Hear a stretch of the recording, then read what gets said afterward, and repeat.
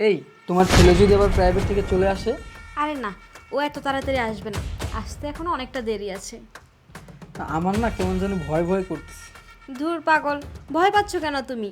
এই বাসায় তো আমি তুমি ছাড়া আপাতত কেউ নেই। আর আমার ছেলে আসতে বললাম না, অনেকটা দেরি আছে। আর ও আসলেই বা কি হবে? ও তো ছোট মানুষ, ও কিছু বলবে না। কি ব্যাপার? এই আঙ্কেলটা কি? তাও আবার আমার আম্মুর সঙ্গে বসে একই বিছানায় গল্প করছে, আবার দেখছি আমার ব্যাপারেও কথা বলছে। না, হয়তো আমার আম্মুর বন্ধু হতে পারে।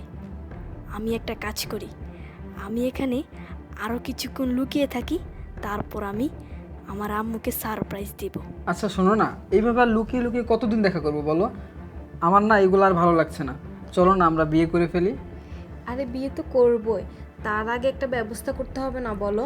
আগে সম্পত্তিগুলো আমাদের নামে করে নিতে হবে, তারপর ওকে আমাদের জীবন থেকে সরাতে হবে, তারপর না হয় আমরা দুজন বিয়ে করব। তখন আমাদের বাধা দেওয়ার আর কেউ থাকবে না। আম্মু, সারপ্রাইজ! এই, তুই এখানে কেন? আর তুই প্রাইভেট থেকে কখন আসলি?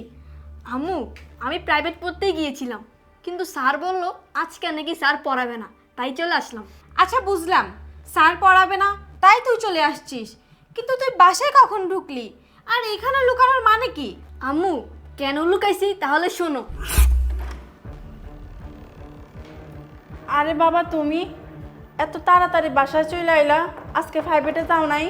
আন্টি, প্রাইভেটে গিয়েছিলাম, স্যার বলল আজকে নাকি প্রাইভেট পড়াবে না, তাই বাসায় চলে আসলাম। আচ্ছা আন্টি, আম্মু কোথায়? তোমার আম্মু তো একটু নিচে গেছে, এক্ষুনি চলে আসবে। নিচে গেছে? তাহলে শোনো, আমি ওই জায়গায় লুকিয়ে থাকবো, আম্মুকে সারপ্রাইজ দেব। তুমি কিন্তু আম্মুকে বলবা না, ঠিক আছে? আচ্ছা বাবা, বলবো না, যাও। আচ্ছা।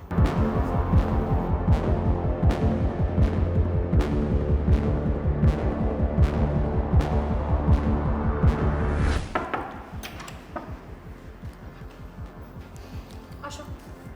সালমা শোন, তোর আজকে আর কাজ করা লাগবে না, তুই বাসায় চলে যা। কিন্তু ম্যাডাম, আমি তো এখনো রান্না করি নাই।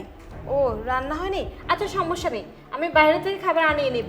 যা, আজকে কোনো কাজ নেই, তোর কাজে আসাও লাগবে না, কালকে সকালে আসিস। আচ্ছা ম্যাডাম, এই এই ভাইজানটা কেডা? এই, তোর এত বড় সাহস কিভাবে হয়? তুই এই প্রশ্ন করিস আমাকে? এই ভাইজানকে সেটার কৈফিয়ত কি আমার তোকে দেয়া লাগবে? এই ভাইজান যেই হোক, তোর জানতে হবে না। তোকে আমি যেতে বলেছি, তুই চলে যা, কালকে সকালে আমি ফোন দিলে তারপর কাজে আসিস। যা। আচ্ছা ম্যাডাম। আসো।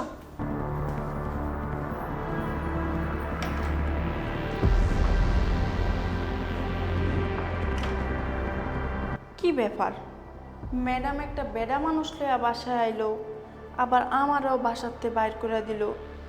ব্যাপারটা তো ঠিক লাগতেছে না। স্যার রে এই কথাটা জানাইতে হইব।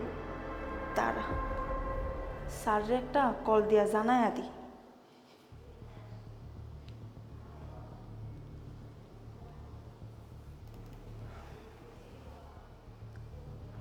Hello sir. হ্যালো, কে? আমি ওই কল দিয়েছিলাম আপনাকে একটা কথা বলার জন্য, বুঝছেন? ম্যাডাম আছে না, আজকে একটা ফুলারে লইয়া বাসাতে আইছে, আবার আমারও কি লিগা জানে বাসাতে বাইর করে দিছে। আমার ব্যাপারটা ঠিক লাগে নাই, এই লিগা আমি আপনাদের জানাইলাম। আপনি যদি পারেন একটু তাড়াতাড়ি বাসায় এসেন। কি বলছো তুমি এইসব?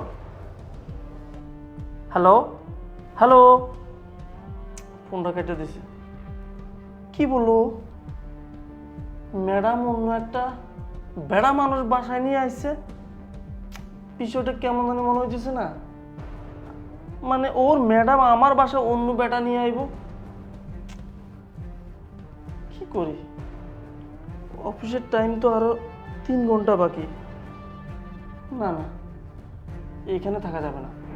যাই, বাসা গিয়ে দেখি ও যা বলছে কতটুকু সত্য।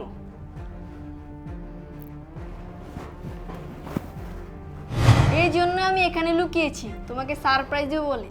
কিন্তু উনি কে? উনাকে তো আমি চিনি না। ওনাকে তোর চিনতে হবে না, উনি তোর একটা আঙ্কেল হয়। শোন, তুই তোর রুমে যা এখন, আমি ডাক দিলে তারপর আসিস। আর হ্যাঁ, একটা কথা শুন, তুই কিন্তু তোর বাবাকে এই আঙ্কেলের ব্যাপারে কিছু বলবি না, ঠিক আছে? তুই কিচ্ছু বলিস না। আচ্ছা আম্মু। যা, এখন তুই তোর রুমে যা। আমি কিন্তু আবারও বলছি, তুই তোর বাবাকে কিছু বলিস না। তোর বাবা যদি জানে তাহলে আমাকে বাসা থেকে বের করে দিবে। তুই তো জানিস তোর বাবা কত রাগী। বাহ বাহ, ভালোই তো নাটক জানো তুমি। বাবাকে কিছু না বলার জন্য নিষেধ করতেছো। বাবা তো সব কিছু শুনে ফেলছে, এখন কি করবা? ধরা পড়ে গেছো তুমি। বাবা, তুমি এখান থেকে চলে যাও, আমি দেখতেছি বিষয়টা। আচ্ছা যাও। আব্বু। তো তো তুমি বাসায় কেন? বাবা, আমি বাসায় কেন? আরে এই, দাঁড়া, কই যাস? পালিয়ে যাওয়ার চেষ্টা করতেছস তাই না?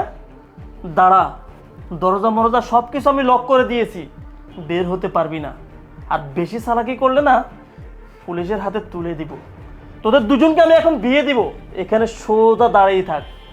আর এই বেঈমান, বল বল এই ছেলেটাকে, বল। আসলে ও হলো আমার একটা বন্ধু হয়। বন্ধু? ও আচ্ছা, তুমি আমার স্ত্রী, আবার ও তোমার বন্ধু, তাও আবার আমার বেডরুমে। আমি তো কিছুই মিল পাচ্ছি না।